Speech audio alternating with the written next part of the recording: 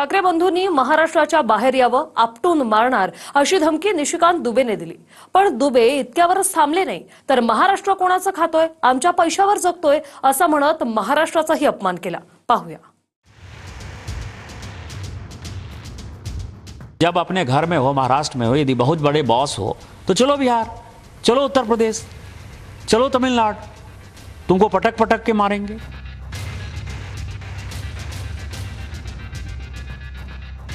माहिम की दरगाह के सामने जो है किसी हिंदी भाषी और उर्दू भाषी को पीट कर दिखा दें।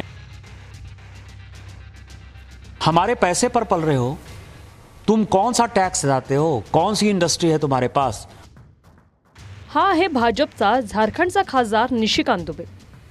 दुबेने अक्षरशः गरळ ओकून आग लावण्याचं काम केलं। ही आग ठाकरे बंधूंना आपटून मारण्याच्या धमकीपर्यंतच नाही, तर दुबेनं महाराष्ट्राची औकात काढली। सुरुवातीला ठाकरे बंधूंना धमकी देण्याची त्याची पद्धत पहा। आप में ज्यादा हिम्मत है तो आप हिंदी भाषी को मारते हो तो उर्दू भाषी को भी मारो, तमिलियन को भी मारो, आप जो है तेलुगु वाले को भी मारो। आप जो इस तरह की घटिया हरकत कर रहे हो, और मैंने हमेशा कहा है कि जब अपने घर में हो, महाराष्ट्र में हो, यदि बहुत बड़े बॉस हो तो चलो बिहार, चलो उत्तर प्रदेश, चलो तमिलनाडु, तुमको पटक पटक के मारेंगे। ये एनार्की जो है नहीं चलेगी। असे जे कोणी जे आहेत त्यांचं म्हणजे मी खरं म्हणजे मी लक्कडबग्गा बोललो, त्या लक्कडबग्गाची मी माफी मागतो, कारण ते त्याही लायकीचे नाहीये ती लोक। त्यांचं टाळ्या घालणं हा उद्योगच आहे, आणि इकडे येऊन त्यांनी बघावं की आमचा कोणत्याही भाषेला विरोध नाही, पण भाषेच्या सक्तीला विरोध आहे। त्याच्यामुळे तुम्ही उगाचच भाषिक वाद इकडे करू नका। माहीममध्ये दर्ग्यावर जाऊन मारून दाखवा असं आव्हान देऊन दुबेनं नवी आग भडकवण्याचा प्रयत्न केला। ट्विट करत घरात कुत्राही वाघ असतो अशी चिथावणीही दिली। हिंदी भाषिकांना मुंबईत मारणाऱ्यांनो, जर हिम्मत असेल तर महाराष्ट्रात उर्दू भाषिकांना मारून दाखवा। आपल्या घरात तर कुत्रा देखील वाघ असतो, कोण कुत्रा आणि कोण वाघ स्वतःच ठरवा। यदि उनमें हिम्मत है, जो मैंने आपको कहा है, यदि उनमें हिम्मत है तो बगल में जो है माहिम इलाके में चले जाएं और माहिम की दरगाह के सामने जो है किसी हिंदी भाषी और उर्दू भाषी को पीट कर दिखा दें, तो मैं मानूंगा कि वो सचमुच जो है बाला साहब ठाकरे जी के जो है वारिस हैं और बाला साहब ठाकरे जी के सिद्धांतों पर चल रहे हैं। दुबे भाजपचा खासदार आहे, राजकारणापर्यंत राजकीय टीकाही एक वेळ समजू, पण दुबेने बुद्धीही गहाण ठेवल्याचं दिसतंय। हमारे पैसे पर पल रहे हो, तुम कौन सा टैक्स देते हो, कौन सी इंडस्ट्री है तुम्हारे पास। कारण महाराष्ट्राला कोणाचं खाता आहे, आमच्या पैशावर जगता। महाराष्ट्र टॅक्स किती देतो? टाटा, बिर्ला, अंबानींनी उद्योग टाकले, महाराष्ट्रात खाणी तरी आहेत का? महाराष्ट्रात कोणते उद्योग आहेत? असे अकलेचे तारे तोडून दुबेने महाराष्ट्राच्या प्रत्येक नागरिकाचा अपमान केला। देखिए क्या है कि आप क्या कर रहे हो कि मराठी बोलना होगा। आप किसकी रोटी खा रहे हो?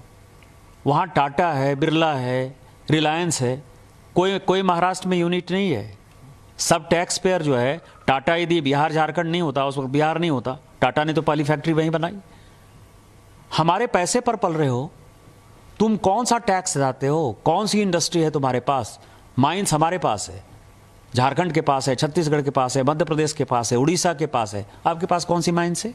रिफाइनरी यदि रिलायंस ने बैठाई या एसआर ने रिफाइनरी बैठाई तो वो गुजरात में रिफाइनरी बैठाई है। सारी इंडस्ट्री जो है, सेमीकंडक्टर की भी इंडस्ट्री है तो गुजरात में आ रही है। आप जो है लाटसाही कर रहे हो। देवेंद्र फडणवीसजींचं काय स्टेटमेंट आहे?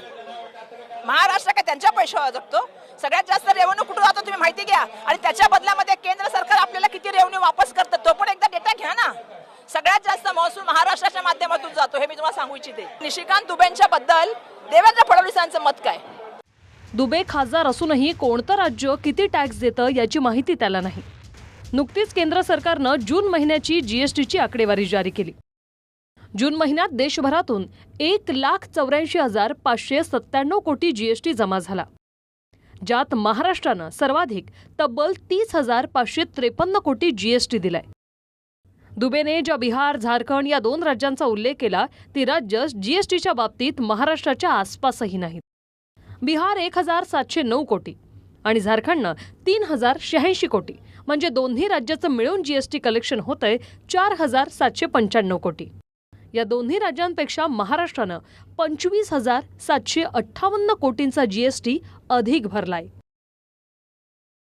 मराठी माणसांच्या विरोधामध्ये असं कोणी वक्तव्य करत असेल, अशा पद्धतीचं वक्तव्य अजिबात आम्ही खपू घेणार नाही. आम्हाला मराठीचा अभिमान असताना दुसरा कुठल्याही भाषेचा तिथे आम्हाला अपमान करायचा नाही किंवा आम्ही कधी केलेलं नाही. उगाच जाणून मोजून अशी वक्तव्य करून आपण आपल्या देशामधलं वातावरण आपण खराब करताय ह्याची जाणीव आपण ठेवली पाहिजे. कुणी अशा प्रकारचं जाती धर्मात तेढ निर्माण होणारी वक्तव्य करू नये, जेणेकरून कायदा सुव्यवस्थेला धोका पोचेल.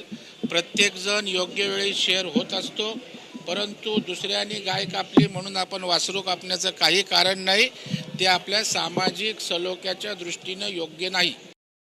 याआधी उद्योजक सुशील केडी यानं मराठीवरून मुजोरी करत मास दाखवला होता. अखेर 2च दिवसात माफी मागत केडिया ताळ्यावर आला. आता निशिकांत दुबेंनी गरळ ओकण्याचं काम केलंय. आप जो इस तरह की घटिया हरकत कर रहे हो, और मैंने हमेशा कहा है कि जब अपने घर में हो, महाराष्ट्र में हो, यदि बहुत बड़े बॉस हो तो चलो बिहार, चलो उत्तर प्रदेश, चलो तमिलनाडु, तुमको पटक पटक के मारेंगे. आपटा आपटीची भाषा करत असणार, कारण आपट्याला त्या अंगात रग लागते आणि जी महाराष्ट्राच्या लाल मातीमध्ये आहे. आणि मला तो वाटतं की हे काय हे अशा वाचाळवीरांसाठी आहे. काय पण बांबू आहे, बांबू हातोडा या सगळ्या गोष्टी माझ्याकडे असतात. आणि मला वाटतं की जर वापर करायला लागला ना तर त्यांनी यावं, हे बघत असतील, त्यांनी बघावं. म्हणजे बरोबर मापातला आहे हा, जास्त लांब पण नाही आणि जवळ पण, बरोबर फटका बसतो याचा. केडियासारखा जन्माला आला लगेच किडा, हा दुसरा मकोडा आला, दुसरा आता पकोडा येईल. मग हेच सहन करायचं का? आणि मुळात ह्या गोष्टी ह्या गेल्या 3 वर्षातच का चालू झाल्या? याच्या आधी सगळेच आपण आमच्या शेजारी पाजारी सगळे होते. मग भैया असतील, पंजाबी असतील, गुजराती असतील, मारवाडी असतील, सगळे गोडी गुण्या गोविंदानी नांदत होतो, नांदत राहू. पण असे घाणेडे हे किडे मकोडे पकोडे येऊन जर महाराष्ट्रात काय गडबड करणार असतील तर आम्ही ती गडबड होऊ देणार नाही. अरे कुत्र्या, झारखंडमध्ये बसून नको बोलू रे. तुझ्यात हिम्मत आहे ते ये इकडे. आम्ही सगळीकडे फिरतो, तुझी काय हिम्मत आहे ते आम्ही बघितली. त्यावेळेला पहिलं UP-मध्ये पण जे शड्डू ठोकून होते, महिलांवर अत्याचार केले, परत ते मंत्री महोदय झाले. हा तर अजेंडा आहे. नोव्हेंबरमध्ये बिहारच्या निवडणुका आहेत. त्याच दरम्यान मुंबई महापालिकेच्याही निवडणुका असतील. त्यामुळे मराठी विरुद्ध अमराठी वाद पेटवण्याचं काम सुरू झाल्याचं आव्हाडांचं म्हणणं आहे. आता मराठी माणसाला मी ऐकलं ते कुठेतरी म्हणाले की कुत्ता भी गले का शेर होता है. हे सगळं राजकारण आहे. मुद्दामून बिहारचं इलेक्शन आहे, मुंबईत इलेक्शन आहे. कसंही करून अमराठी विरुद्ध मराठी वाद पेटवण्याचं कामाला सुरुवात झाली आहे. माझी फक्त प्रामाणिक विनंती असेल की आपण ह्या जाळ्यात अडकता कामा नाही. राजकारणासाठी अनेक मुद्दे आहेत. राजकीय चिखलफेकही किती करा, पण आमच्या पैशांवर जगता असे खोटे दावे करून महाराष्ट्राचा अपमान करण्याची परवानगी दुबेला कोणीही दिलेली नाही. Bureau report, TV9 Marathi.